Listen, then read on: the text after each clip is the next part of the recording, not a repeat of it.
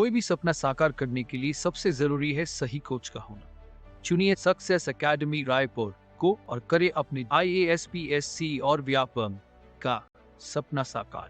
Download the app now. Hello friends, मैं धर्मेंद्र साहू। आप लोग छत्तीसगढ़ पढ़ रहे हैं मेरे साथ। छत्तीसगढ़ जो हमारा इतिहास का पोर्शन है मेंस में, वो हमने स्टार्ट किया। लास्ट क्लास में देखा था हमने प्रागैतिहासिक काल का छत्तीसगढ़। अगर हम ये बोले प्री हिस्टोरिकल जो एरा है हमारा, है ना, जिसमें हम पाषाण काल वगैरह जो है, ये सारी चीजों को बहुत डिटेल में देखा है हमने और क्वेश्चन जो है वहां से आते हैं। ठीक है, जनरली पूछा जाता है। लास्ट ईयर जो था वो सिंघनपुर का जो केव है, सिंघनपुर की गुफा, इससे क्वेश्चन जो है वो आए हैं और धीरे धीरे जो है काफी डीप में क्वेश्चन जो है वो पूछे जा रहे हैं। अब हम लोग जो छत्तीसगढ़ का इतिहास देखेंगे, ठीक है, तो आफ्टर आपका prehistoric age, that means जो पैलियोलिथिक एज है, पाषाण काल, उसको छोड़ करके तो उसके बाद हम क्या मानते हैं, जैसे IBC है ना, इंडस वैली सिविलाइजेशन है, जिसको हम सिंधु घाटी की सभ्यता बोलते हैं। देन आफ्टर आपका वैदिक एज जो है वो स्टार्ट हो जाता है। वैदिक एज जो बड़ा इंपॉर्टेंट है, दो पार्ट में हम बांटते हैं। जैसे कि भारत का इतिहास आप लोग पढ़े हैं, इतिहास वैसे डिवाइडेड है, ठीक है, तो पूरा का पूरा इतिहास का जो बाइफरकेशन है वो नेशनल हिस्ट्री के अकॉर्डिंग ही हम जा रहे हैं। ठीक है, बस हमने छत्तीसगढ़ को रेफरेंस में लेकर के देखा है कि दैट टाइम अगर हमने प्री हिस्टोरिक एज पढ़ा एक नेशनल हिस्ट्री में, तो दैट टाइम का छत्तीसगढ़ हमको पढ़ना है कि भाई इस समय छत्तीसगढ़ जो है वो कैसा था, क्या यहाँ पे हमको प्रूफ मिले और कैसे हमने उसको डिस्क्राइब किया। दूसरी चीज ये है कि इसके बाद जब हम वैदिक एज देखेंगे तो भी सारा का सारा अगर हम देखें आफ्टर इंडिपेंडेंस तक, ठीक है, तो यहाँ पर आप नेशनल हिस्ट्री को ही बेस मानेंगे। ठीक है, और उसके अकॉर्डिंग छत्तीसगढ़ में क्या क्या जो चीजें एक्टिविटीज हुई, कौन कौन से रूलर्स रहे यहाँ पर, और क्या क्या हमारा जो आर्किटेक्चर वगैरह जो निर्माण वगैरह हैं, ठीक है, इनका एडमिनिस्ट्रेशन वगैरह जो कौन कौन से डायनेस्टी रूल किए, ये सारी चीजें आपके लिए इंपॉर्टेंट है। तो यहाँ पर जब वैदिक एज की बात करेंगे तो सेम जैसे नेशनल हिस्ट्री डिवाइडेड है कि जो वैदिक एज है इसमें ऋग वैदिक एज और लेटर वैदिक एज, ठीक है, माने ऋग वैदिक काल जो है और उत्तर वैदिक काल, तो ये दोनों आपका डिवाइडेड है। देन आफ्टर हम लोग किसको देखेंगे, तो इसके बाद हम लोग पौराणिक संदर्भ में देखेंगे, जो मैथोडोलॉजिकल छत्तीसगढ़ होगा इसके बारे में बात करेंगे। देन आफ्टर हम क्या करेंगे कि मौर्य देखेंगे, मौर्य के बाद सातवाहन आए, फिर गुप्ताज आए, ठीक है, तो ये आपके लिए इंपॉर्टेंट है।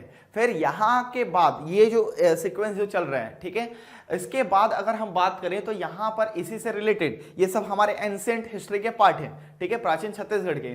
तो यहाँ पे जितने भी प्राचीन छत्तीसगढ़ हुए हैं, ठीक है, तो इसमें हम जो लोकल डायनेस्टी हैं हमारे छत्तीसगढ़ के, उसको हमको फोकस करना है। ठीक है, देखिए मैं आप लोग को बता देता हूं एक ओवरव्यू, जैसे कि आपका सिलेबस क्या बोलता है कि भाई छत्तीसगढ़ का इतिहास एवं स्वतंत्रता आंदोलन में छत्तीसगढ़ का योगदान, ठीक है, तो contribution of Chhattisgarh in INM, Indian national movement, ये पूछना चाह रहा है, और अलग से बोल रहे छत्तीसगढ़ का इतिहास भी।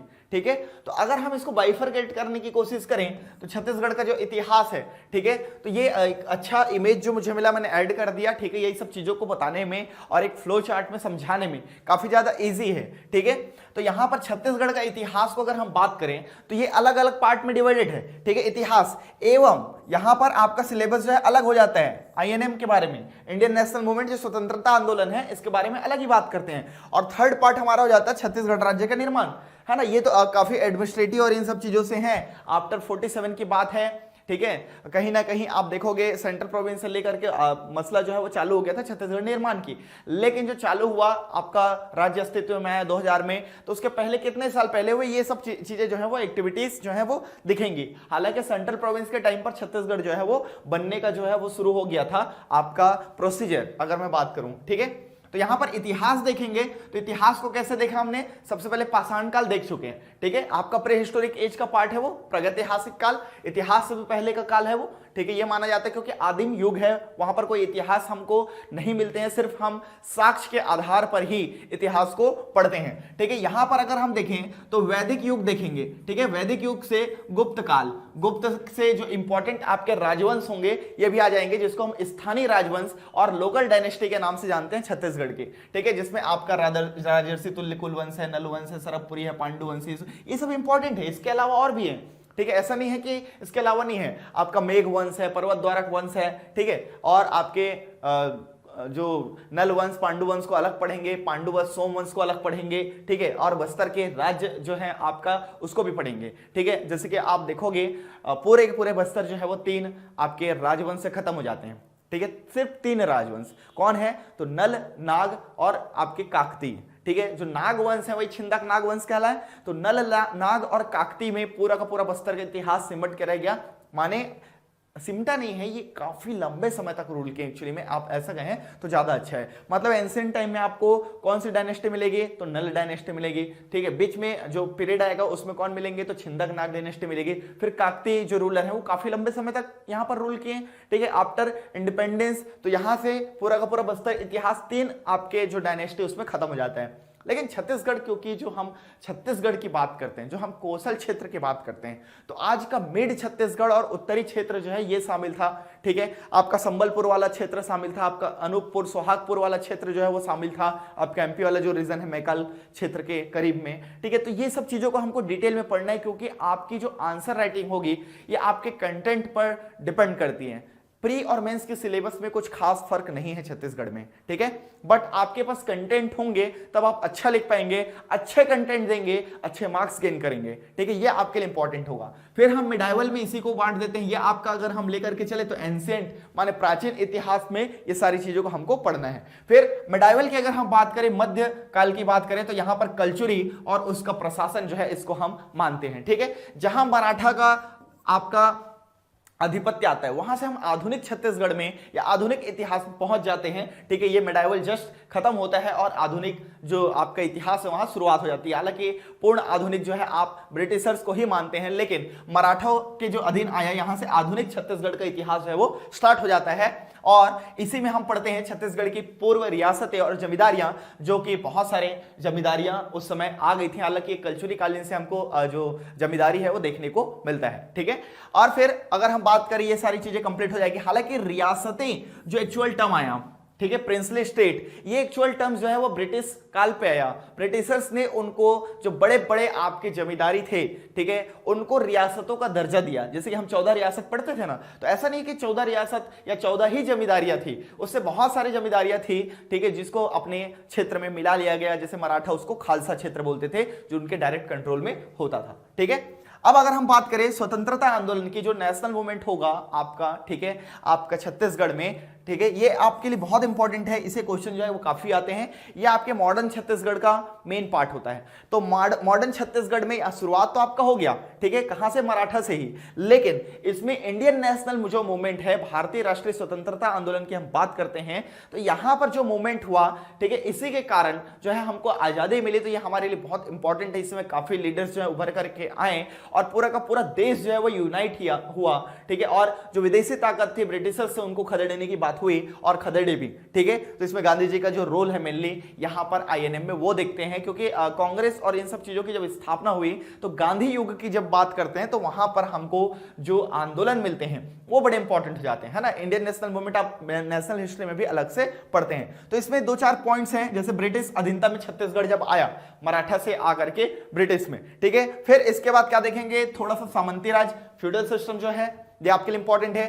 ठीक है, आपका रिवॉल्यूशन ऑफ 1857 बड़ा इंपॉर्टेंट है। कहां कहां पर रिवॉल्व हुआ है? ठीक है, रिवोल्ट्स में जैसे कि आपका पूरे बैरकपुर से आपके चालू हुआ था मंगल पांडे वाला। ठीक है, तो यहां से लेकर के आप पूरा देखेंगे कि अलग अलग जगह पर विद्रोह हुए और इसको, ठीक है, प्रथम स्वतंत्रता संग्राम का टाइटल भी मिला हुआ है 1857 वाला, याद रखिएगा। ठीक है, तो इसको हम बात करेंगे छत्तीसगढ़ में कहां कहां पर विद्रोह हुए, ठीक है, और किस टाइप का कंट्रीब्यूशन था छत्तीसगढ़ का भी 1857 में। फिर हम देखेंगे छत्तीसगढ़ में स्वतंत्रता आंदोलन, माने जो आपका स्वतंत्रता आंदोलन हुआ है इसमें छत्तीसगढ़ का क्या क्या कंट्रीब्यूशन आप ये बोल सकते हैं, क्योंकि भाई जो स्वतंत्रता आंदोलन है वो तो पूरे भारत में हुआ है, तो हर जगह पर हुआ होगा, तो हमारा भी छत्तीसगढ़ उसमें से एक है, इस जगह पर भी हुआ। तो उसके देखो पूरा का पूरा इतिहास में अगर हम बात करें ये आपका नेशनल मूवमेंट में, तो 3 चीजें इंपॉर्टेंट है। पहली चीज है जगह, दैट प्लेस, ठीक है, वो प्लेस में।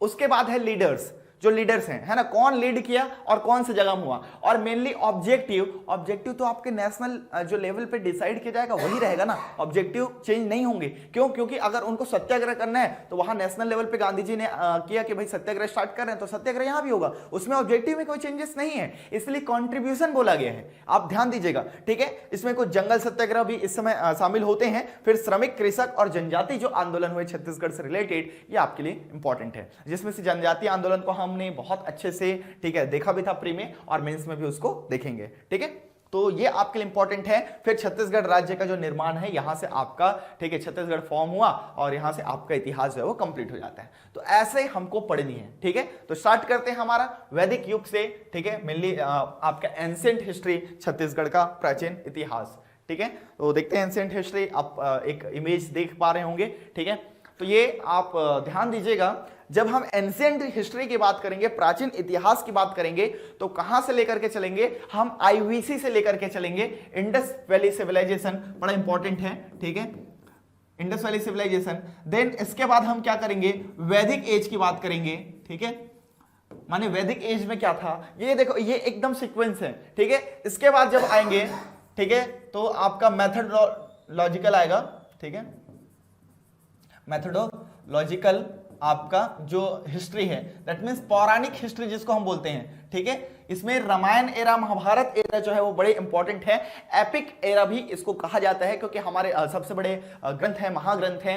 ठीक है, आपका महाभारत है, रामायण है, तो इसलिए मेथोडोलॉजिकल जो हिस्ट्री होगा ये आपके लिए इंपॉर्टेंट है, पौराणिक हिस्ट्री। और इससे एक क्वेश्चन यहीं से ही आ जाते हैं। मैं बता दूं आपका, सिर्फ और सिर्फ पौराणिक इतिहास से ये क्वेश्चन आते हैं, चाहे वो रामायण काल को रिलेट करें या महाभारत को, लेकिन एक क्वेश्चन जो है यहां पर श्योर आपके बन ही जाते हैं। ठीक है, आप लोग याद रखें। फिर हम बात करेंगे जो महाजनपद काल स्टार्ट हुआ। ठीक है, महाजनपद जिसमें आपका बौद्ध है, जैनिज्म है, ये आपके लिए इंपॉर्टेंट है। यहां से हम देखेंगे मौर्यन एडमिनिस्ट्रेशन को। ठीक है, क्योंकि आप जब बौद्ध और जो जैन धर्म है उसको पढ़ते हैं, तो वहां पर रूलर्स को मेनली आप देखते हैं और कौन कौन ने उनको संरक्षण दिया, क्या क्या हुए। तो मौर्य आएंगे इसके बाद। ठीक है, ये आपके लिए इंपॉर्टेंट है। तो हरिया वंश वगैरह जो आप लोग नेशनल हिस्ट्री में पढ़ते हो, यहां पर कोई उसकी वैल्यू नहीं है, क्योंकि यहां पर कोई भी इसके साक्ष्य एविडेंसेस जो है हमको नहीं मिले हैं। तो मौर्यन के बाद सातवाहन पढ़ेंगे हम सीधा सीधा। ठीक है, और सातवाहना के बाद आपका हो जाएगा गुप्ता एरा। ठीक है, तो ये आपका गुप्ता जो एरा है ये। अब यहीं तक आपका एंशिएंट हिस्ट्री जो है वो खत्म हो जाएगा नेशनल लेवल के इसमें। अब इसी के समय में इसके कंटेम्पररी आपके जो सीजी के रूलर थे, ठीक है, ये आपके लिए इंपॉर्टेंट है। ठीक है, एंशिएंट टाइम पे, तो इस आपके वे में आपको चलना है। ठीक है, चलिए आगे बढ़ते हैं, फिर स्टार्ट करते हैं हमारा छत्तीसगढ़ का जो इतिहास है।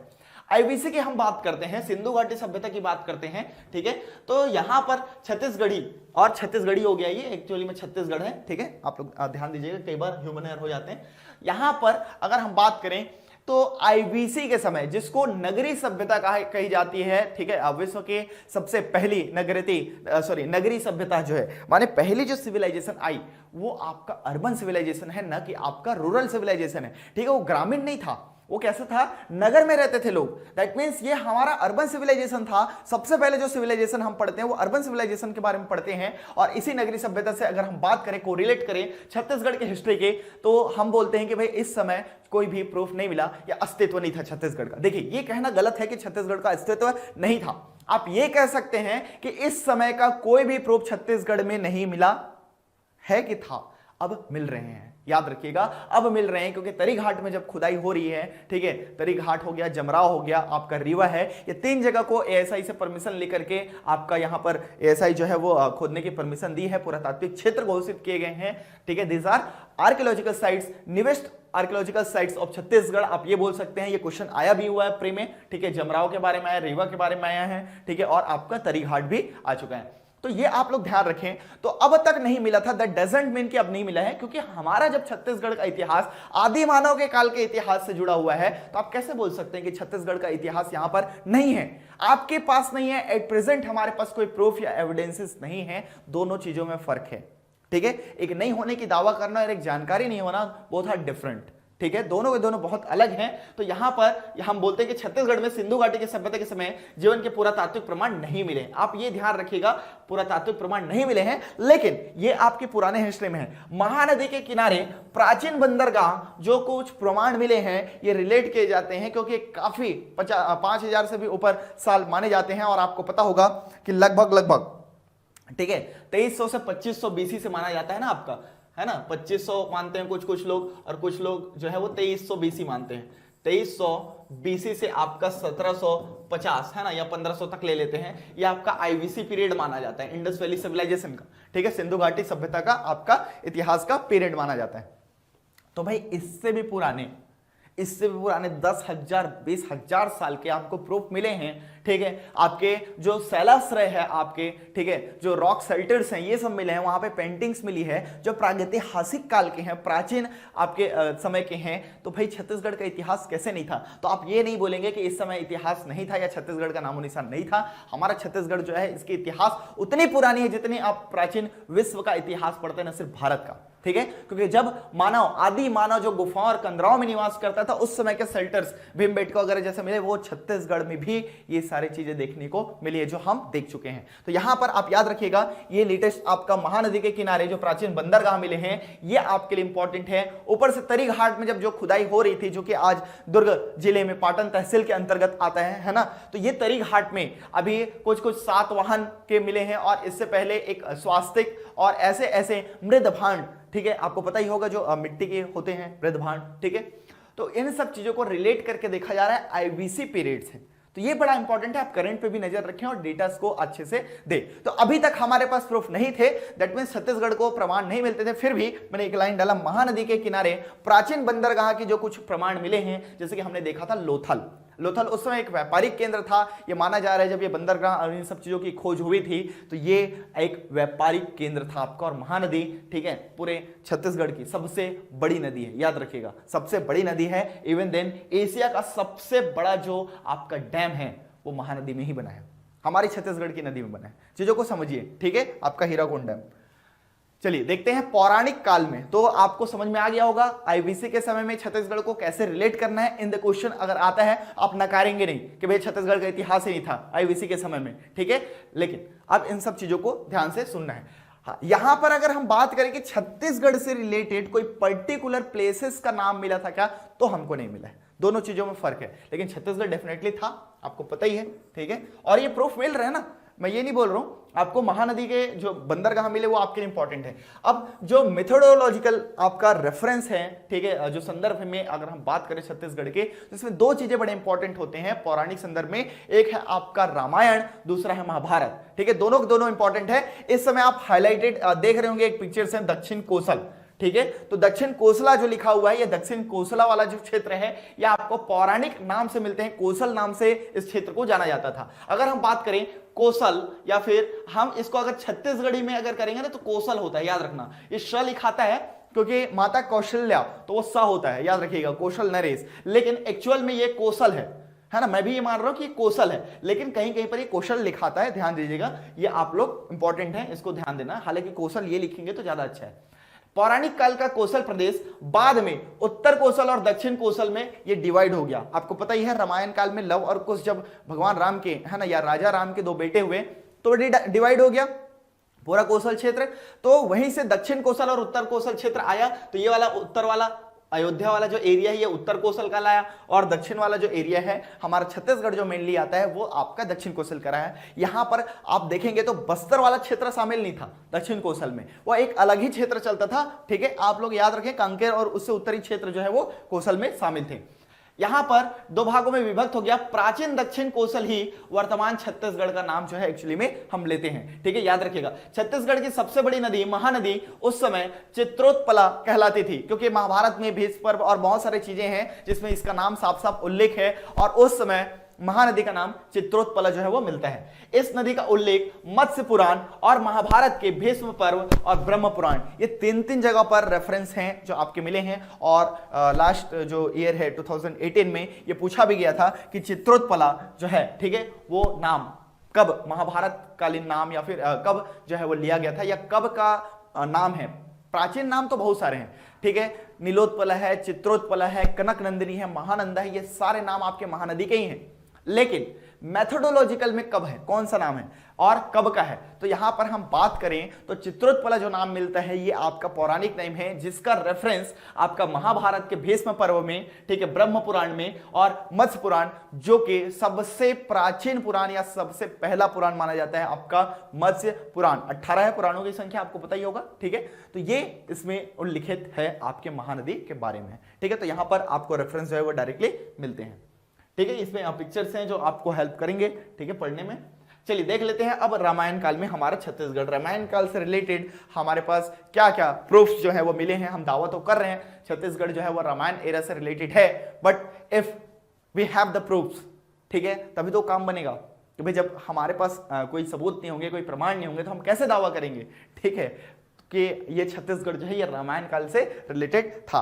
तो अभी जब राम मंदिर बनना है चालू हुआ तो राम वनगमन पथ जो है वो काफी इंपॉर्टेंट है, ठीक है, तो इसका काफी चर्चा हुआ, इसी से देखते हैं। चलिए, सीता बेंगरा की गुफा, ये नाम क्यों पड़ा, रामगढ़ की पहाड़ी क्यों पड़ा नाम, अब चीजों को सोचिए, ठीक है। लक्ष्मण बेंगरा की गुफा, जोगी मारा की गुफा, ठीक है, राम की गुफा क्यों नहीं मिलती है, सीता बेंगरा मिलता है आपको, लक्ष्मण बेंगरा मिलता है, तो राम गुफा क्यों नहीं मिलता, ठीक है। तो मैं आपको बता दूं, जोगी मारा की गुफा एक्चुअल में भगवान राम की ही गुफा है जहां पर वो विश्राम किए थे, इसलिए 3 जगह पर अलग अलग नाम हैं, क्योंकि वो जोगी के भेष में थे, योगी के भेष में थे, जो छत्तीसगढ़ में जोगी कहलाया। तो जोगी मारा का जो गुफा है एक्चुअली वो भगवान राम से ही संबंधित है। सबसे पहले वही अपने असल्टस के लिए जब आए तो उसके नाम पर वो जोगी मारा की गुफा पड़ा, ठीक है, और लक्ष्मण के नाम से लक्ष्मण बेंगरा, बेंगरा अर्थात वो निवास गुफा ही है, याद रखिएगा, ठीक है, वो आप लोग याद रखें। सीता बेंगरा मीन्स माता सीता का जो निवास स्थल था, ये आप मान के चल रहे हैं यहां पर निवास किए। और सबसे मेन चीज याद रखना है, विश्व की प्राचीनतम नाट्यशाला,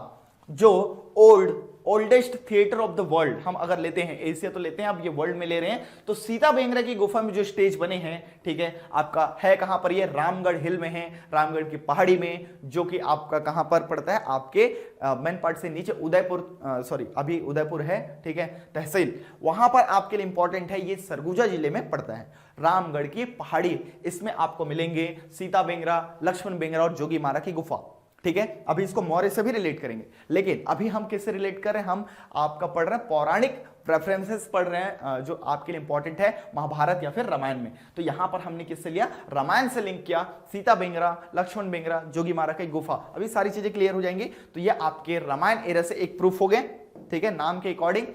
देखिए ये है आपका जोगी मारा की गुफा, ठीक है, रामगढ़ की पहाड़ी में, सरगुजा में जोगी मारा की गुफा है, काफी इंपॉर्टेंट है। इसमें जो लेख मिले हैं वो तो आप लोग जानते ही हैं, ठीक है, लेकिन हम लोग इसको रिलेट कर रहे हैं किससे, क्योंकि जोगी कौन थे, तो भगवान राम को ही जोगी माना गया, क्योंकि वनवासी थे। इनका जो आपका जो ओल्डेस्ट थिएटर हमने देखा, ठीक है, तो उदयगिरी की जो पहाड़ी है, जो राजा खारवेल शासक थे, ठीक है, उड़ीसा में जो मिला है आपका नाट्यशाला के, इससे समानता किया जाता है कि भाई सेम ऐसा ही आपका छत्तीसगढ़ में जो मिला, जो सीता बेंगरा की गुफा में मिला है वो नाट्यशाला, ठीक है, वो इससे कंपेयर किया जाता है। और ये आपको पता ही होगा कि उदयगिरी की जो गुफाएं हैं, ठीक है, वो आपके वर्ल्ड हेरिटेज में शामिल हैं, तो ये आपके लिए इंपॉर्टेंट है। चलिए देख लेते हैं इसमें, ठीक है, अब क्या क्या यहां पर बोला जाता है। वाल्मीकि रामायण में याद रखिएगा, है ना, रामायण की रचना बहुत सारी हुई, तमिल रामायण भी है, ठीक है, कंबन जो है वो लिखे हैं आपके, और तुलसीदास जी ने रामचरितमानस लिखा है, लेकिन रामायण एक्चुअल जो है वो आपका कौन लिखा है, वाल्मीकि, ऋषि वाल्मीकि ने। तो छत्तीसगढ़ के वनों का वर्णन जो है इसमें मिलता है। आपको पता होगा राजा दशरथ के लिए, ठीक है, यहां पर ये वनों का वर्णन मिलता है, एक पॉइंट हो गया। राजा दशरथ के लिए पुत्रेष्ठी यज्ञ करने वाले श्रृंगी ऋषि, तो भाई राजा दशरथ को जो अपुत्र की प्राप्ति हुई, पुत्रेष्ठी यज्ञ जब हुआ तो वो किसने किया, श्रृंगी ऋषि ने किया, जिनका आश्रम धमतरी के पास सिहावा में रहते थे, ठीक है। तो श्रृंगी ऋषि का आश्रम सिहावा में, आप लोग जानते ही हैं, ठीक है। हरि ठाकुर आपके काफी ख्याति प्राप्त आपके इतिहासकार हैं, इन्होंने छत्तीसगढ़ गाथा एक किताब लिखी है, काफी इंपॉर्टेंट है, याद रखिएगा, और ये काफी बार बार आता है, एग्जाम में भी आता है, बड़ा इंपॉर्टेंट है। छत्तीसगढ़ गाथा में इन्होंने बताया कि छत्तीसगढ़ को वैदिक काल जितना प्राचीन, ठीक है, बताया गया है। दैट मींस इतना माना जा सकता है कि वैदिक काल जितना प्राचीन है हमारा छत्तीसगढ़, और इन सब चीजों से आपको जो है जानकारी वो मिलेगी। छत्तीसगढ़ पहले कौशल के नाम से जाना जाता था, और यहाँ के राजा की जो पुत्री थी कौशल्या, उनका, ठीक है, विवाह जो है वो किनके साथ हुआ, तो अयोध्या के राजा जो दशरथ थे उनके साथ हुआ। अब आपको भी पता है, ठीक है, कौशल क्षेत्र था, कौशल नरेश कहलाते थे, तो राजा भानुमंत है, उनकी पुत्री थी कौशल्या, ठीक है, तो ये आप लोग याद रखें, और इनके नाम पर कौशल्या जो है वो पड़ा, हम लोग ये बोलते हैं, हाँ, कौशल क्षेत्र इनके नाम पर पड़ा, तो ऐसा नहीं है, वो कौशल नरेश कहलाते थे। पहले कौशल हुए, उसके पुत्र हुए भानुमंत, और उनकी पुत्री हुई जो है वो कौशल्या, तो वहीं से रिलेटेड है, वो आप लोग याद रखें। रायपुर जिला की अगर हम बात करें तो चंद्रखुरी गांव, चंदखुरी गांव में जो तालाब है वो तालाब का नाम है जलसेन तालाब। इसी के बीच में माता कौशल्या का एक मंदिर है, आपको पता है, ठीक है। और ये पूरे भारत में या फिर कहीं पे भी विश्व में ले सकते हैं, ठीक है। एकमात्र उनकी माता का टेंपल है, माता कौशल्या का, ऐसा माना जाता है, ठीक है। हालांकि एक जगह और मिला है, न्यूज में आप लोग पढ़े होंगे, ठीक है। दुनिया में भगवान राम की मां का इकलौता मंदिर ये माना जाता है। और इसको छत्तीसगढ़ सरकार जो है अभी राम वनगमन पथ के तहत, ठीक है, 9 प्लेस को उन्होंने सेलेक्ट किया, जिसमें से सबसे पहला प्रायोरिटी आपका चंदखुरी ही है। आपको बता दूं, अभी सब चीजों को देखेंगे। फिर हरि ठाकुर ने फिर बोलेंगे, है ना, छत्तीसगढ़ गाथा में इन्होंने कहा कि अत्रि मुनि का आश्रम अतरमढ़ा में है। यह आपका पता होगा, अतरमढ़ा आपका, ठीक है, ये सारे के सारे आपके छत्तीसगढ़ के जगह हैं, जांजगीर चांपा और इन सब से रिलेटेड है। वहीं आप देखोगे गरियाबंद वाला, सॉरी, आपका महर्षि वाल्मीकि वाला जो आश्रम है तुरतुरिया, ये आपका तुरतुरिया है ना, सब महासमुंद पढ़ते हैं, मैं 3 सालों से बता रहा हूं, बलौदा बाजार लेना, ठीक है। आपको ऑथेंटिसिटी अगर चाहिए तो बलौदा बाजार लीजिएगा, ठीक है, महासमुंद बिल्कुल नहीं लेना है। ये तुरतुरिया बलमदेही नदी के किनारे है, इसमें भी बहुत, ठीक है, वो है जो आपको अच्छे पढ़ने हैं, डेटा चाहिए, है ना, गवर्नमेंट के, और जो पीएससी एक्सेप्ट करती है, तो वो सब चीजों को हम बता रहे हैं आप लोगों को। तो यहां पर अगर हम बात करें, कई लोग बोलते हैं महानदी के किनारे, अरे भाई महानदी के एक सहायक नदी है, तुरतुरिया उसके किनारे नहीं है महानदी के, याद रखिएगा, वो बलमदेही नदी के किनारे है, जिसपे आप 7 धारा वाटरफॉल पढ़ते हैं, काफी इंपॉर्टेंट है, पास में है, बारन्यापारा से होकर के गुजरती है और यहीं से आपका तुरतुरिया पास में है। तो बलमदेही नदी जो कि एक ट्रिब्यूटरी है आपकी, ठीक है, याद रखिएगा, ये पहले आपका जोक नदी के माध्यम से वो मिल जाती है किसमें, आपका महानदी में। तो याद रखना, बलमदेही नदी के किनारे तुरतुरिया, और नदी जैसे पार के जिला चेंज हो जाता है। भाई मैं डायरेक्टली बोल रहा हूं, आप देखते होंगे महादेव घाट जाते हैं, महादेव घाट, ठीक है, तो महादेव घाट जो है वो तो आपका रायपुर में है, क्योंकि नदी के इस पार है, लेकिन नदी के पार जैसे गए, आप बोलते हैं अमलेश्वर में प्लॉट लिए रायपुर में, भैया वो तो अमलेश्वर दुर्ग में आता है, अब जिला चेंज हो गया। जो खारुनेश्वर महादेव बना है, आप इतनी बड़ी मूर्ति आप देखे होंगे, जो गार्डन बना है, जो राम, जो ब्रिज हम लोग लक्ष्मण झूला के नाम से जानते हैं, वो आपका दुर्ग जिला पड़ेगा। वैसे ही ये बलौदा बाजार जिला पड़ता है, क्योंकि नदी के उस पार है। बड़ा इंपॉर्टेंट, याद रखिएगा, नदी, ठीक है, मैंने बताया है कि आपका नेचुरल बाउंड्रीज की तरफ वर्क करते हैं, रिवर एंड आपका हिल, माने पहाड़ और नदियां, तो इसको याद रखें। ये आपका बलौदा बाजार लेने हैं, इसी में क्या है, आपका वाल्मीकि का आश्रम, और इसी आश्रम में रामायण की रचना की ये माना जाता है। और निर्वासन काल में, ठीक है, जब माता सीता को, ठीक है, परित्याग कर दिया गया था, या आप लोग जानते हैं कहानी रामायण की, तो ये तुरतुरिया में आकर ही इसी आश्रम में रहे, और लव कुश को यहां पर ही जन्म दिया गया।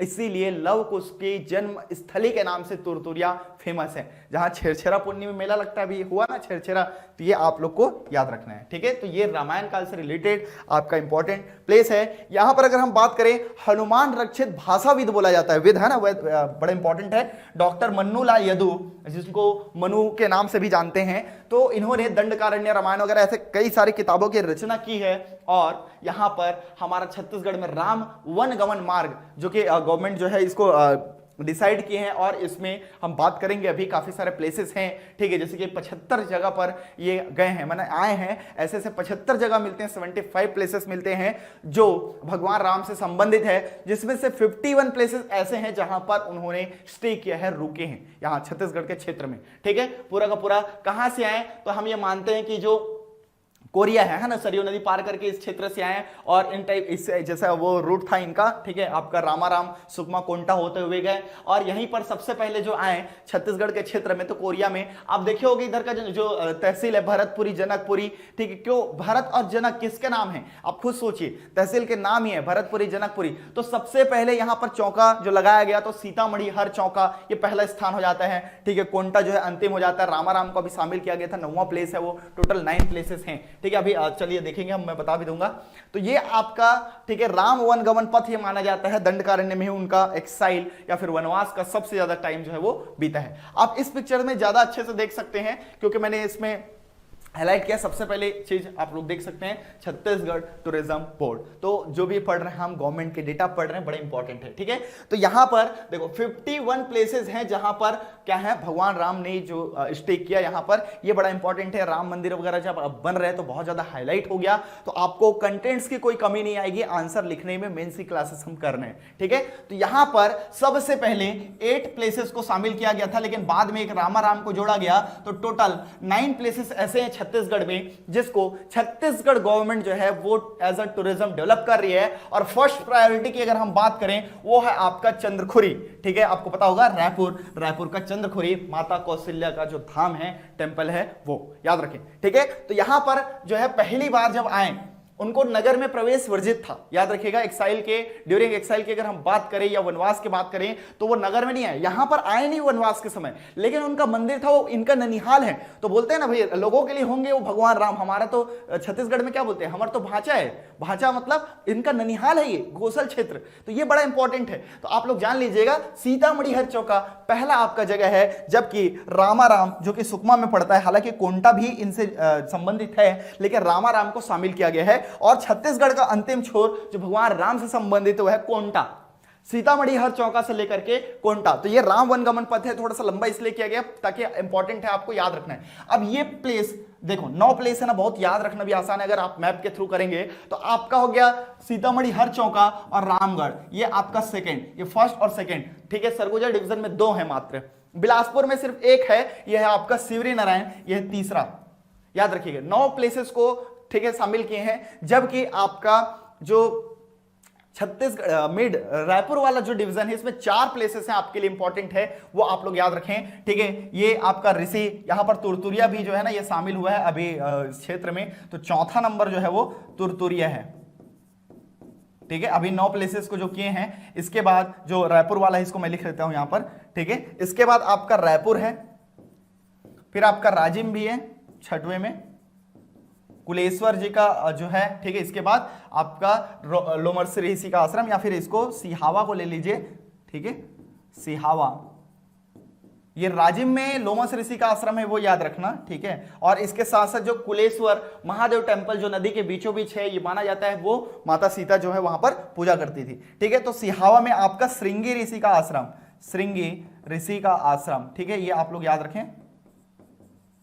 हाँ, यहां पे मैंने लिखा भी है राम वनगमन पाथ में, ठीक है, जो पथ है, Ram has visited 75 places and stayed in 51 places, जिसमें से ये 51 को बनाएंगे धीरे धीरे। फर्स्ट प्रायोरिटी में आपका 9 प्लेसेस को सेलेक्ट किया गया जिसमें है, तो रायपुर के 4 हो गए, आपके बिलासपुर, इसको डिवीजन में आप ऐसे करोगे ना याद, इतनी आसानी से हो जाएगा ना, मैं बता रहा हूं। अब दुर्ग डिवीजन में कुछ नहीं है भाई, तो दुर्ग वाले को नहीं लेते, इसको 0, यहां पर 2 हैं, यहां पर 1 है, यहां पर 4 है, और सुकमा वाला जो क्षेत्र है, ठीक है, इसमें 4 2 6 1 7, ठीक है। तो यहां पर आपको 3 जगह पर मिलेंगे, 3, ठीक है, माने जगदलपुर है, कुंटा, ये आपको ऐसा आप लोग याद रखें, तो 9 हो जाएंगे, 4 2 6 और 1, ठीक है, हाँ बिल्कुल। तो 9 प्लेसेस हैं, देखिए कहां कहां पर है। तो ये 4 हो गए रायपुर वाले में, अच्छा 10 हो गए, सॉरी, तो ये 2 है ना, हाँ, जगदलपुर और आपका रामाराम, तो ये हो जाएगा 4 2 6, ठीक है, और 3 9।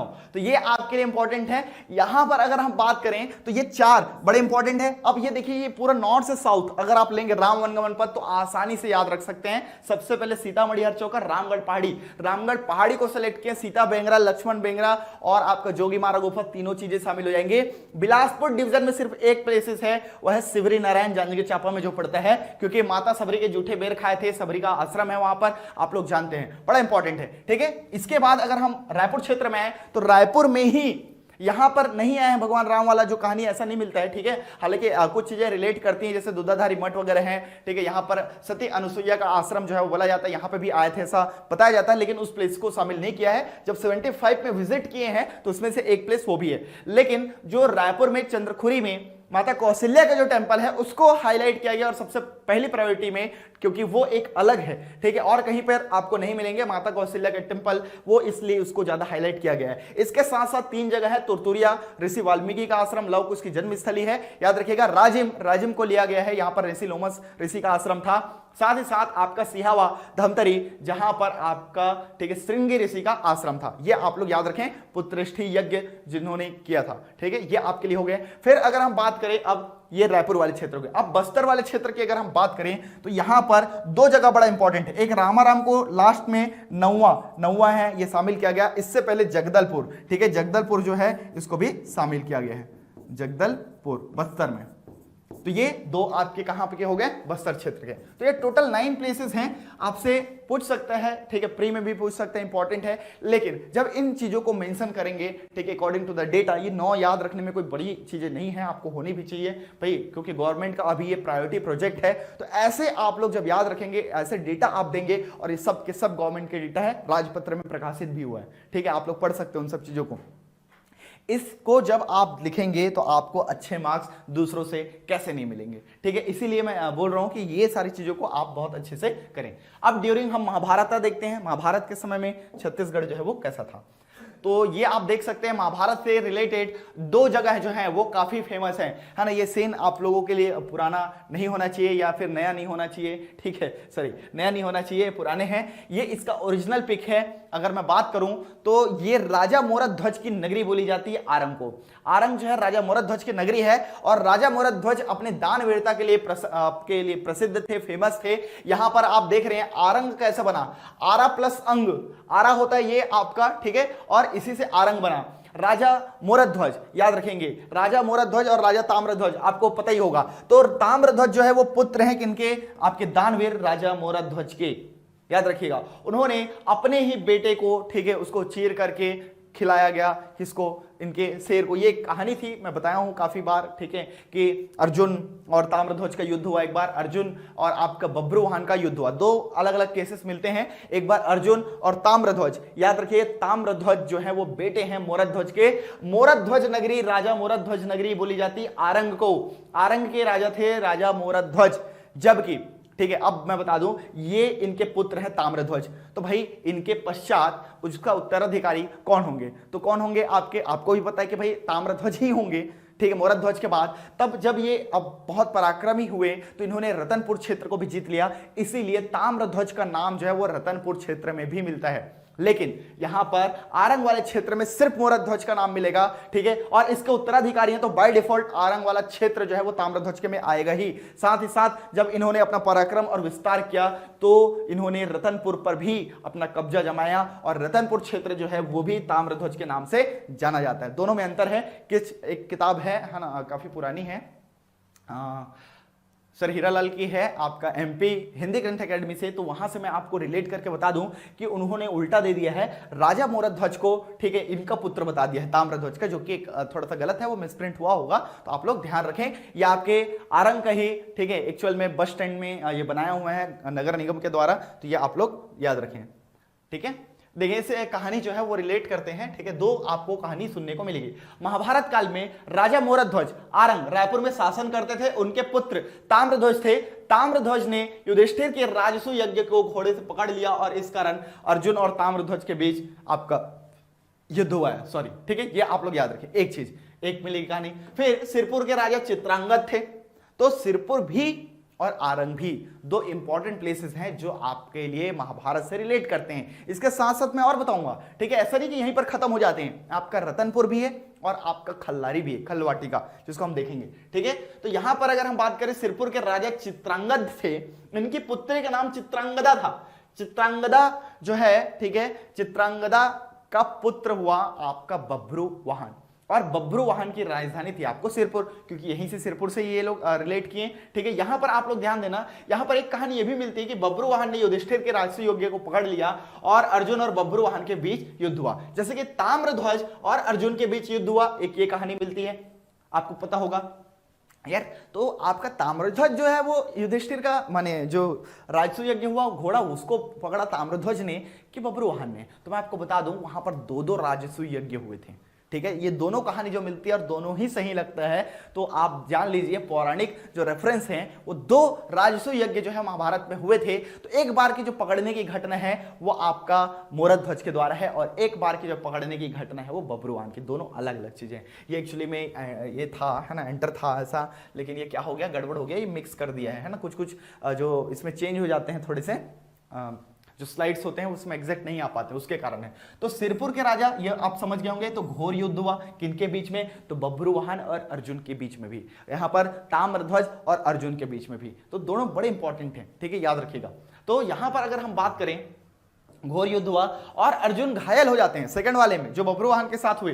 तो जब जैसे ही वो पराजित होते हैं और घायल भी हो जाते हैं, तो जो इनकी माता है, कौन, चित्रांगदा, ये चित्रांगदा अर्जुन की सेवा करते हैं और उन्हें ठीक कर दिया जाता है। इसके बाद बब्रुवाहन को पता चलता है कि भाई अर्जुन तो उनके पिता थे, ठीक है, और सिरपुर बब्रुवाहन की राजधानी थी। कितनी बार जो है वो पूछा जा चुका है आपके प्रीलिम्स में, के एग्जाम में। तो ये दोनों अलग अलग कहानी है जिसको आपको रिलेट करना है, मोरध्वज की नगरी वाला और आपका सिरपुर वाला। आरंग और सिरपुर दो आपकी राजधानी, एक मोरध्वज की राजधानी और एक बब्रुवाहन की राजधानी, ये आप लोग याद रखें। दूसरी चीजें आप रतनपुर को देखें, रतनपुर में भी बहुत सारे मिले हैं, पांडवों के निवास स्थल वगैरह ये माने जाते हैं। और क्योंकि आपका मोरध्वज और ये महाभारत कालीन सब समकालीन थे, तो मोरध्वज के बेटे जो हैं वो आरंग में, ठीक है, रहे ही, साथ ही साथ रतनपुर में भी इन्होंने जीत लिया था। तो रतनपुर क्षेत्र में भी इनके जो है, जब वो वनवास में भी आए, ठीक है, आपका 13 वर्ष के लिए और 1 वर्ष का अज्ञातवास इस टाइप का आया, 12 वर्ष का वनवास और 1 वर्ष का अज्ञातवास, ऐसा 13 साल आपको मिला। तो यहां पर जो इंपॉर्टेंट चीजें हैं वो बड़ा इंपॉर्टेंट है कि भाई कहां कहां पर जगह जो है महाभारत से रिलेटेड है छत्तीसगढ़ में। आपका रतनपुर भी है, साथ ही साथ आपका खल्लवाटिका खल्लारी भी यहां पर है, जहां पर भीम के चूल्हा और ये सब चीजों के निशान मिले हैं, ठीक है, उसके पांव, भीम पांव और उनके चूल्हा। साथ ही साथ आपका सामने ही खल्लारी के सामने एक गांव है भीम खोज, ठीक है, कहीं कहीं पर भीम खोह दिया रहता है, ये भीम खोज है, एक्चुअली इसकी खोज हुई थी इसलिए नाम पड़ा भीम खोज। यहां पर आपको लाक्षागृह के साक्ष्य जो है वो मिले हैं, ये माना जाता है लाक्षागृह के साक्ष्य, जो लाख से बना आपका गृह था जहां पर इनको जला देने की, ठीक है, जला करके मारने की आपकी योजना थी। ये 4 आपके लिए इंपॉर्टेंट प्लेसेस हैं महाभारत से रिलेटेड, याद रखेंगे। सिरपुर के बारे में थोड़ा सा और देख लेते हैं, ठीक है। सिरपुर जो राजधानी रही है काफी इंपॉर्टेंट है और इस समय आपका समृद्ध था, है ना, ये काफी चीजें बता चुका हूं। तो यहां पर हम लोग देखेंगे बौद्ध और ये सब तो बाद की है, लेकिन महाभारत से तो सिरपुर ड्यूरिंग महाभारत, ठीक है, ये पीरियड, तो इसको याद रखें। किससे किससे रिलेट करना है आपको, तो चित्रांगदा से और उनके बेटे कौन, बब्रुवाहन से, इनकी राजधानी थी आपका सिरपुर।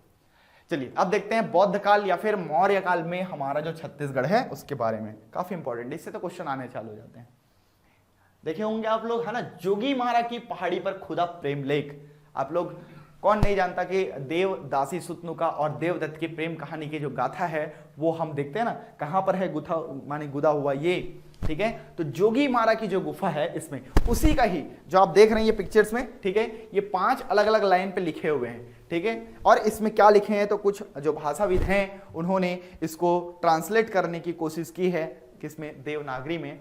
तो ये जोगीमारा की गुफा पर पहाड़ी में जो लेख है इसका रूपांतरण किया गया है, जिसमें एक लाइन पे मिलता है सुतनुका नाम, ऐसा मिलता है, ठीक है, देवदासीय लिखा है, ये सी नहीं है, श्रीय है, ठीक है। फिर सुतनुका नाम देवदासी की ऐसा लिखा हुआ है, ताम काम ये थे बालुन सुये और देवदिन नाम लुप दखे, दैट मीन्स ये जो उनके प्रेम में, ठीक है, क्या हो गए, पागल हो गए, कौन, देवदत्त, और इनकी कहानी तो वो वही लिखी है आपका, ये ब्राह्मी लिपि और पाली भाषा में जो है वो लिखा गया है और इसी से रिलेट करके इसको मौर्य काल माना जाता है, क्योंकि ये मौर्यकालीन आपका एडमिनिस्ट्रेशन में आपका ऑफिशियल लैंग्वेज था, आपका राजभाषा, याद रखें, ठीक है। तो ये हमारे जोगीमारा की गुफा, स्पेशली सीता बेंगरा और वो जो शामिल नहीं होते, ठीक है, लक्ष्मण बेंगरा, जोगीमारा की गुफा जो है जिसमें हमको ये लेख मिले दीवार पे, इसलिए ये इंपॉर्टेंट होता है पाली भाषा में, ठीक है। चलिए इसमें देख लेते हैं और क्या चीजें हैं आपका मौर्यकाल से रिलेटेड। तो आपको पता है ईयर 639 ईस्वी एडी की बात कर रहे हैं, ठीक है। आप थोड़ा आगे बढ़ रहे हैं।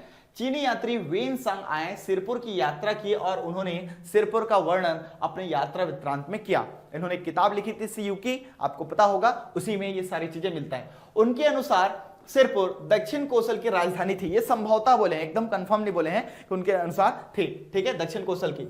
वेनसांग ने लिखा है गौतम बुद्ध सिरपुर में आए और 3 महीने रहे हैं। ये बड़ा इंपॉर्टेंट है, कितने दिन रहे हैं? 3 महीने रहे हैं, ठीक है।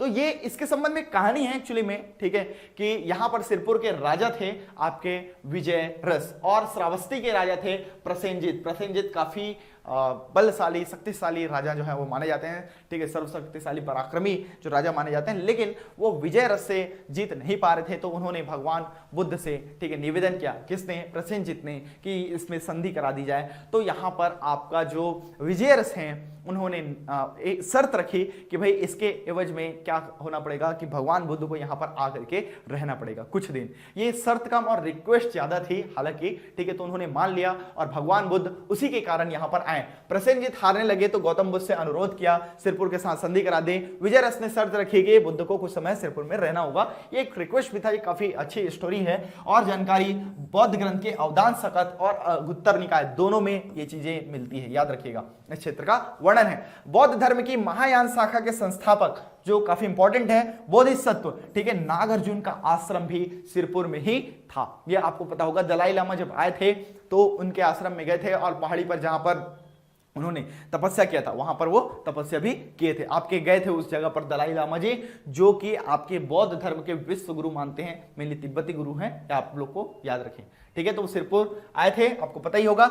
उस समय छत्तीसगढ़ पर सातवाहन वंश की एक शाखा जो है वो निवास करती थी। तो यहां पर कौन से राजा माने शासन करते थे ये नहीं पता चल पाता, लेकिन सातवाहन डायनेस्टी के जो रूलर थे वो रूल करते थे, ये कहा जाता है। नागार्जुन का जन्म पहली शताब्दी में सुंदराभूति नदी के पास महाबालुका ग्राम में हुआ, यह माना जाता है। तो ये सुंदराभूति नदी जो है इसको सोंडूर नाम से, ठीक है, जो हमारे इतिहासकार छत्तीसगढ़ के ये लिखते हैं, जैसे कि हरि ठाकुर बोलते हैं छत्तीसगढ़ गाथा में कि जो सुंदराभूति नदी है वो आज की सोंडूर नदी है। तो आपको छत्तीसगढ़ के डेटा को मानना है और इसी के अकॉर्डिंग आपके एग्जाम में आएगा, ठीक है। और जो आज महाबालुका ग्राम जो है तो आज बारूका ग्राम कहलाता है, इसी से रिलेट किया गया। और नागार्जुन जो है इनके बारे में काफी इंपॉर्टेंट है, ठीक है। नागार्जुन के नाम से हमारा छत्तीसगढ़ का साइंस कॉलेज रायपुर का जो साइंस कॉलेज है वो नागार्जुन के नाम पर ही रखा गया है। उन्होंने 30 ग्रंथ की रचना किया, ठीक है। आयुर्वेदाचार्य थे, रसायनज्ञ भी थे, क्या कहनी थे, मल्टी टैलेंटेड, याद रखना। रत्नाकर उनके बेस्ट रचनाओं में से एक रचना है। और नागार्जुन के बाद, ठीक है, नालंदा, बाद में ये क्या बने, नालंदा विश्वविद्यालय के आपके कुल गुरु बने, जैसे कि आपका क्या होते हैं, प्रॉक्टर, है ना, वीसी होते हैं मेनली, प्रॉक्टर तो वो हो गए, ठीक है, वाइस चांसलर, है ना, जो हेड होते हैं, और जो प्रॉक्टर होते हैं वो तो बाय डिफॉल्ट गवर्नर होते हैं उनके, ठीक है, आपको पता होगा। सिरपुर एक अन्य विद्वान, है ना, जो बुद्ध घोष जो है वो इंपॉर्टेंट है, ये भी सिरपुर से जुड़े हुए थे, बाद में ये श्रीलंका चले गए ऐसा कहा जाता है। तो इन सब की नगरी थी आपकी सिरपुर, बड़ा ही इंपॉर्टेंट है बौद्ध काल और इन सब चीजों से, ठीक है।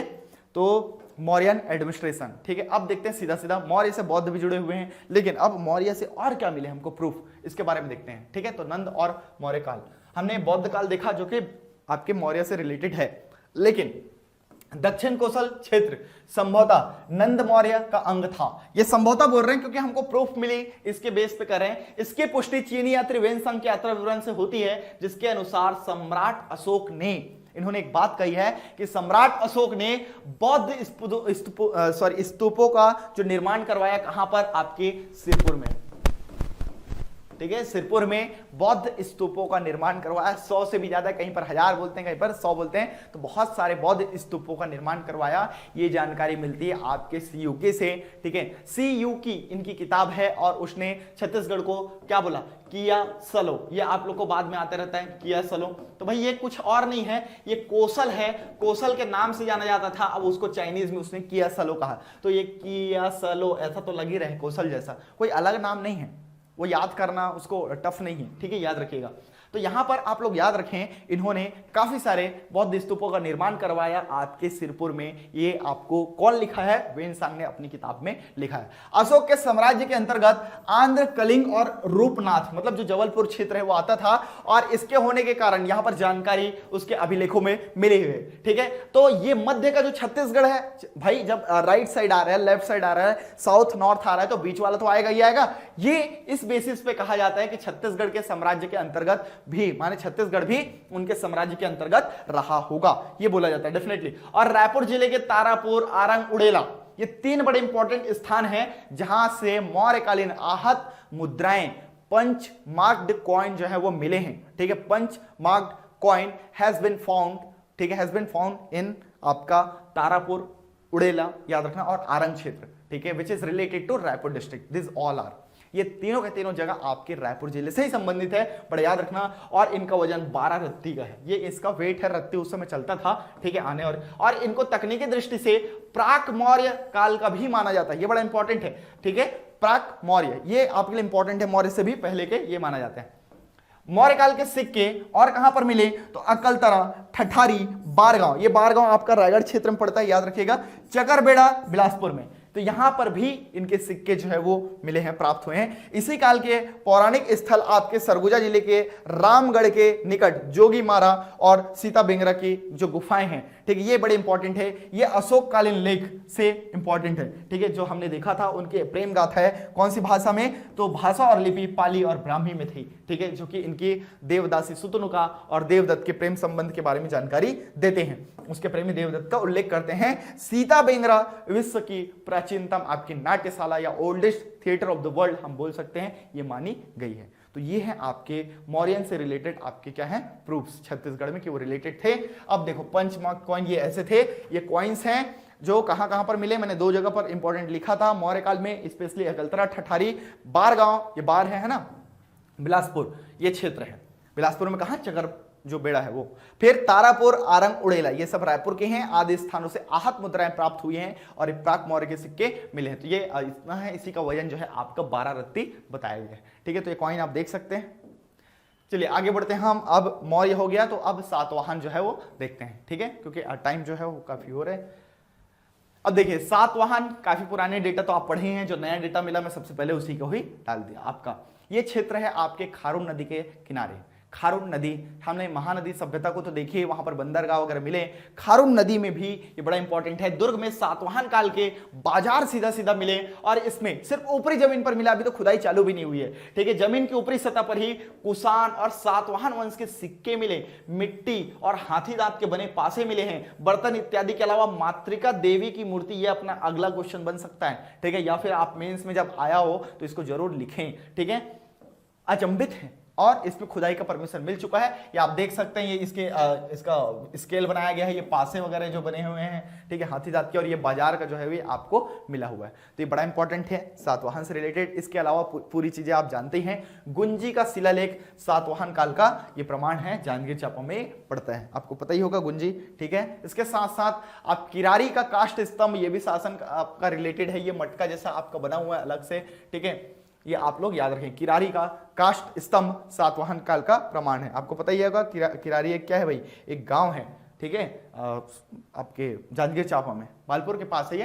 रायगढ़ और चांपा में सातवाहन वंश के जो चीजें हमको मिलती है प्रूफ, इसके बारे में देख लेते हैं। सातवाहन शासकों में एक अपीलक की मुद्रा आपको मिली है, बोलते हैं ना तांबे का सिक्का, रायगढ़ से प्राप्त हुआ है। और दक्षिण कौशल में सातवाहन के राज्य का पता वेनसांग के यात्रा विवरण से ही मिल जाता है, इस समय जब आए थे तो वहां पर मिल जाता है। उसने लिखा है कि प्रसिद्ध बौद्ध दार्शनिक नागार्जुन दक्षिण कौशल की राजधानी के निकट के एक विहार में निवास करता था, और यहीं से आपका सातवाहन वाला जो है वो आपको प्रूफ मिलता है। इस समय कौशल का राजा कोई सातवाहन वंशी था, राजा का नाम डायरेक्टली नहीं मिलता है। चीनी यात्री इस कथन की पुष्टि जांजगीर चांपा जिले में शक्ति के निकट गुंजी में पूछता ना ऋषभ तीर्थ, तो गुंजी नामक जो ऋषभ तीर्थ कहां पे है, गुंजी, ठीक है, यही इसको दमाऊ दरहा के नाम से जानते हैं आप लोग, दमाऊ दरहा, ठीक है। तो यहां पर प्राप्त शिलालेख से भी ज्ञात होती है गुंजी का शिलालेख, जिसमें सातवाहन वंश राजा कुमार वर्दत्त श्री का उल्लेख है, याद रखिएगा, ठीक है। इसके साथ साथ जो सातवाहन काल में निर्मित पाषाण प्रतिमाएं हैं, ये कहां पर मिले, बिलासपुर जिले में प्राप्त हुई है। इसी समय का एक काष्ठ स्तंभ जो किरारी वाला है ना लेख, जांजगीर जिले के किरारी नामक गांव से प्राप्त हुई है, जो वर्तमान में रायपुर के महंत घासीदास संग्रहालय में आपका यहां पर रखा गया है, सुरक्षित रखा गया है, बड़ा इंपॉर्टेंट है, याद रखिएगा, ठीक है। और एक्चुअली में ये सिर्फ ऊपरी हिस्सा है उसका, जो अपन देखे थे ना कलश जैसा एक पिक्चर था, उसके नीचे वाला हिस्से को तो फिर बाद में रख दिया गया। अब नागपुर के संग्रहालय में उसको लेके गए थे तो वहां से नहीं लाए हैं, और जो आपका कलश वाला है ऊपरी हिस्सा वो रायपुर के महंत घासीदास आपके संग्रहालय में ही है। तो ये सातवाहन के आपके इंपॉर्टेंट क्या थे, प्रमाण थे। इसके साथ साथ सातवाहन के प्रमाण आपको मल्हार में भी मिलते हैं। ठीक है, कैसे? सातवाहन शासकों की गजांकित मुद्राएं, जिसमें गज का अंकन है, गज मतलब हाथी, ठीक है, मल्हार उत्खनन से प्राप्त हुई है। जांजगीर चांपा जिले के बालपुर ग्राम के पास सातवाहन शासक अपीलक का सिक्का मिला। यह आपको पुराना है, उसी के रिलेट कर रहे हैं। वेदीश्री के नाम से मृण मुद्रा मल्हार में प्राप्त हुई है। ठीक है, यह आपके लिए इंपॉर्टेंट है। इसके अतिरिक्त सातवाहन कालीन कई अभिलेख कहां पर मिले? गुंजी, किरारी, मल्हार, सेमरसल, दुर्ग आदि स्थानों से प्राप्त हुए हैं। छत्तीसगढ़ क्षेत्र से कुषाण शासकों के सिक्के भी मिले हैं। कुषाण भी सातवाहन के आपके समकालीन मिलते हैं। ठीक है, उनमें ठीक है विम कैडफाइसिस ये एक नाम मिलता है, और कनिष्क प्रथम के सिक्के जो है वो उल्लेखनीय है, ये बड़े इंपॉर्टेंट है। और जो वैधेयों हैं, वैधेयों के भी कुछ सिक्के इस क्षेत्र में उपलब्ध हुए हैं। मल्हार उत्खनन से ज्ञात होता है कि इस क्षेत्र में सुनियोजित नगर, ये बड़ा इंपॉर्टेंट है आपके लिए, निर्माण प्रारंभ करवाया गया सातवाहन काल में हुआ, और ईंट से बने हुए भवन, ठीक है, थंब संकेत, ये आपके लिए इंपॉर्टेंट है। मृद भांड यहां पर मिले हैं, तो ये आपके लिए इंपॉर्टेंट है। ठीक है, थंब संकेत, मृद भांड माने आपके पॉट हैं, पॉटरीज। मल्हारगढ़ी क्षेत्र में राजमहल और अन्य संभ्रांत जनों के आवास रहने होंगे। ये एक इनका इतिहासकारों का मानना है कि भाई ये सारी चीजें इसमें हैं, अवेलेबल है। लेकिन मैं आपको बता दूं ये गवर्नमेंट के डेटा है, आप बिलासपुर जो हिस्ट्री है उसको पढ़ेंगे तो ये सारी चीजें मिलेंगी कि मल्हार उत्खनन भी आपका रिलेटेड था। और आपको भी पता है कि जो आपका वेनसंग है वो पहले सिरपुर गया, सिरपुर से मल्हार गया, इसलिए यहाँ दोनों क्षेत्रों के बारे में आपका लिखा। और सातवाहन वंश की जो शासन है वो वहां से यहाँ दोनों क्षेत्र में विद्यमान था, आपका मल्हार और सिरपुर क्षेत्र में, इसी से रिलेटेड है। और यहीं पर किरारी का ग्राम जो जांजगीर है, ठीक है, जांजगीर चांपा पड़ता है किरारी में, इसमें जो लेख मिले इसके लिए, क्योंकि आपको मेंस में बहुत सारे डेटा लिखने पड़ते हैं इसलिए मैंने लिखा। मालखरौदा तहसील पड़ता है ये। इस गांव का एक ऐतिहासिक महत्व इस बात के लिए है कि अप्रैल 1921 में एक तालाब से सातवाहन कालीन अभिलेख युक्त स्तंभ प्राप्त हुआ। वैसे इसके आसपास के प्राचीन अवशेष प्राप्त होते रहते हैं, ठीक है, बहुत सारे मिले हैं, लेकिन खरसिया रायगढ़ के पास शैल चित्र मिले हैं, वो भी आपका रिलेट करते हैं, याद रखिएगा। महानदी इस गांव से 4 मील दक्षिण में बहती है, और किरारी गांव में हीरा बांधा नामक पुराना तालाब है। इसी हीरा बांधा नामक तालाब में अप्रैल 21 में अवृष्टि के कारण तालाब सूख गया, जिससे वहां के किसान अपनी खेतों में खाद के रूप में उपयोग के लिए तालाब की मिट्टी खोदने लगे। तो वो खंभा मिला। खुदाई के दौरान अचानक उन्हें लकड़ी का स्तंभ प्राप्त हुआ, जिसे कीचड़ से निकालकर उन्होंने धूप में रख दिया। ये एक इंपॉर्टेंट एक वह है, ठीक है, क्योंकि तालाब जब सूख जाता है दलदल वाला तो एक काफी अच्छा खाद हो जाता है, और वहां से मिट्टी वो लोग लेने लग गए थे। ठीक है, स्तंभ में अभिलेख देखकर उन्होंने इसकी जानकारी गांव के पुरोहित को दी, जो कि लक्ष्मी प्रसाद, ठीक है, उपाध्याय को दी। लेकिन सैकड़ों वर्षों से पानी में डूबे स्तंभ को अप्रैल की धूप में रखने से उसके ऊपरी जो पपड़ी थी वो सूखने लगी और टूटने लगी। याद रखना, ये सब साल माने सरई, मैंने बताया था कितनी मजबूत लकड़ी है, पानी में भी नहीं सड़ता है, वो पानी में और अच्छा रहता है। तो वो उस समय से रख दिया गया, कई सालों से उसमें डूबा रहा, लेकिन अचानक से जब उसको धूप में सुखाया तो पपड़ी तो आएगी ना, तो वो टूटने लग गया था। ठीक है, तो ये टूटने लगी, ये कहानी है उसकी, आप जानोगे तो काफी इंपॉर्टेंट है। तो ग्रामवासी तत्काल इस बात को समझ नहीं पाए कि इसे फिर से पानी में डुबा दिया जाए सुरक्षित रखने के लिए। ठीक है, उतना कौन ध्यान देता है। सौभाग्य से श्री लक्ष्मी प्रसाद ने इसका महत्व समझते हुए स्तंभ में उत्कीर्ण अक्षरों को कागज में एक कॉपी बनाई, खुद से, हाथ से, बाय हैंड। ठीक है, कॉपी उतार ली। वे ब्राह्मी लिपि से अनभिज्ञ थे, क्योंकि वो ब्राह्मी लिपि में था ना, इसलिए उनके इसकी आकृति मूलक अनुकृति तैयार कर ली, उसका एक फोटोकॉपी जैसा बना लिया था, हमने आप पिक्चर्स देखे थे।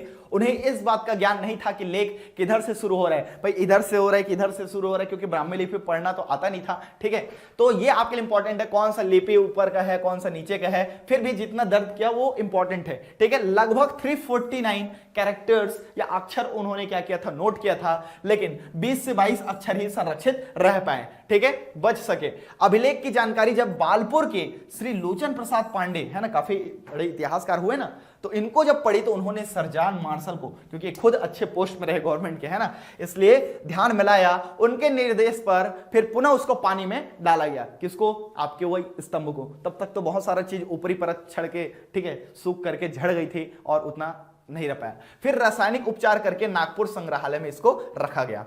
अगर स्तंभ की ऊंचाई बोले तो 9 फीट माने सॉरी 13 फीट और 9 इंच, ये आपके लिए इंपॉर्टेंट है, लगभग 14 फीट है ना, क्योंकि 12 इंच का आपका ये हो जाता है, तो पौने 14 आपका फीट है, याद रखिएगा। ऊपरी हिस्से जिसमें कलश था ये 1 फीट 2 इंच माने सवा आप बोल सकते हैं, ऐसा आप लेकर के चलें।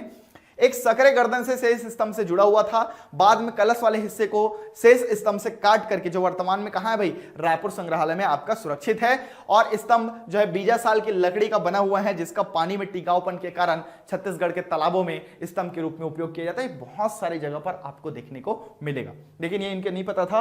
और उसमें अधिकारियों के एक्चुअली में नाम है सातवाहन वंश के आपके अधिकारी। वाकाटक की बात करें तो वाकाटक जो है आप लोग जानते हैं मेनली महाराष्ट्र क्षेत्र में ये लोग आए थे, और इनका जो लड़ाई है वो नल वंश के शासकों के साथ काफी इंपॉर्टेंट रहा। ठीक है, जैसे कि अगर हम बात करें इनके बाद है ना, सातवाहन के बाद कौन आए भाई, वाकाटक आए, इनका उदय हुआ। और डॉक्टर मिरासी जो हमारे इतिहासकार हैं वो कहते हैं वाकाटक नरेश प्रवर सेन, बड़ा इंपॉर्टेंट नाम है ना, दक्षिण कोसल के पूरे क्षेत्र पर अपना जो अधिकार है स्थापित कर लिया। और इस शासक के मृत्यु के बाद राज्य कमजोर होने लगा, गुप्तों के दक्षिण कोसल पर अधिकार कर लिया गया। इसके बाद में जब ये कमजोर होने लगे फिर गुप्त आए, तो सातवाहन के बाद वाकाटक, वाकाटक के बाद आपके गुप्त आए। ठीक है, घटना 3री-4वीं शताब्दी के मध्य की है। वाकाटक राजा पृथ्वीसेन द्वितीय के बालाघाट ताम्रपत्र, ठीक है, बालाघाट आपका एमपी क्षेत्र में है। यहां से ज्ञात होता है कि उनके पिता नरेंद्र सेन ने मालवा, मैकल, कोसल के साथ पूरा अपने अधिकार क्षेत्र में ले आया था। तो कोसल भी इसमें से एक था जो उनके अधिकार क्षेत्र में था। नरेंद्र सेन और पृथ्वीसेन सेकंड, इन आपको पता ही होगा बस्तर के कोरापुट क्षेत्र में शासन करते थे आपके नल वाले। ठीक है, तो इनसे काफी लड़ाई हुआ, जैसे कि भावदत्त वर्मन, ठीक है, इन्होंने नरेंद्र सेन की राजधानी को जो कि नंदीवर्धन थी, क्या किया, उसको तबाह कर दिया। नागपुर को क्षेत्र को लेते हैं और आक्रमण किया, उसे हरा दिया। ठीक है, और उसके बाद जवाबी हमले में पृथ्वीदेव ने आपका जवाबी हमला किया और पृथ्वीदेव अर्थपति भट्टारक के साथ, ठीक है, तो यहां पर अर्थपति भट्टारक को हराया गया। इस युद्ध में संभवतः अर्थपति की मृत्यु हो गई। बाद में वाकाटक राजा हरिसेन ने, ठीक है, ये एक और मिलते हैं, इन्होंने इस क्षेत्र पर अपना अधिकार जमाया।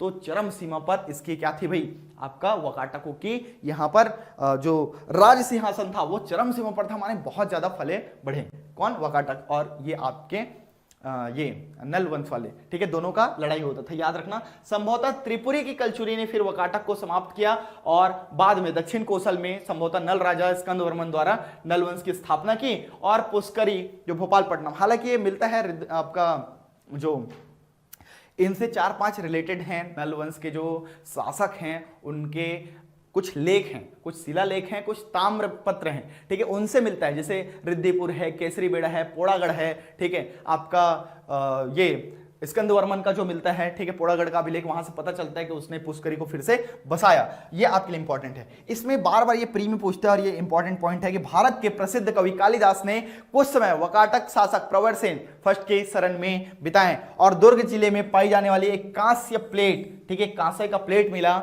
जो वाकाटक वंश की है। इस राजवंश ने बहुत कम समय तक छत्तीसगढ़ में शासन किया।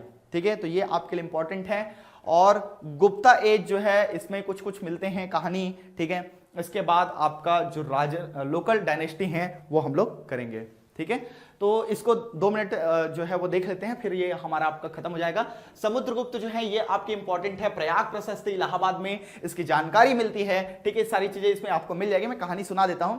जब ये दक्षिण विजय अभियान पर आए तो कोसल नरेश, यहाँ पे लिखा गया है दक्षिण कोसल नरेश, ठीक है, आपका महेंद्र सेन और जो व्याघ्रराज है बस्तर क्षेत्र के उसको, ठीक है, इन्होंने परास्त किया और व्याघ्रहंता का टाइटल लिया। और इन सब चीजों के बारे में जिक्र कहां पर है, प्रयाग प्रशस्ति में, इलाहाबाद के, याद रखिएगा। इसके अलावा राजर्षि तुल्यकुल डायनेस्टी जो छत्तीसगढ़ का पहला डायनेस्टी मानते हैं लोकल, इसके बारे में भी जिक्र है आपका। ठीक है, आरंगशिला लेख में जो है। ठीक है, और ये चीजें कहां पर है आपका इलाहाबाद प्रशस्ति में, प्रयाग प्रशस्ति में हरिसेन कृत जो समुद्रगुप्त के बारे में लिखा होता है। और इसके साथ साथ रामगुप्त और कुमारगुप्त के जो सिक्के हैं बानाबरद धमदा तहसील के अंतर्गत आता है। ठीक है, दुर्ग में पाए गए हैं। तो ये गुप्त का है इतिहास। और फिर बाकी जो है हम लोग करने वाले हैं ये क्वेश्चन जो है पिछले ठीक है, ईयर्स के हैं जो प्रीवियस ईयर्स में पूछे गए हैं। बड़े इंपॉर्टेंट है, ये स्लाइड्स आपको मिल जाएंगे, इसको आप लोग तैयारी कीजिए, आपका एंशिएंट हिस्ट्री से कोई भी चीजें नहीं बचेगी। नेक्स्ट है आपका जो छत्तीसगढ़ के स्थानीय राजवंश हम लोग पढ़ने वाले हैं, आप लोग नेक्स्ट क्लास में पढ़िए, फिर इस वीडियो में देखिए तो ज्यादा आपको हेल्प मिलेगा। अगर इससे कोई भी डाउट या क्वेश्चन हो तो आप पूछ सकते हैं, कोई भी रिलेटेड, ठीक है। ये जो गुप्त वाला है तो काफी इंपॉर्टेंट है और दो ही चीजें जानकारी मिलती है, साथ ही साथ राजर्षि तुल्य वंश जो है उसकी भी जानकारी आपका किसमें मिलता है, प्रयाग प्रशस्ति में, याद रखें, ठीक है। तो चलिए फिर नेक्स्ट वीडियो में मिलेंगे अपने लोकल डायनेस्टी के साथ। Thank you very much.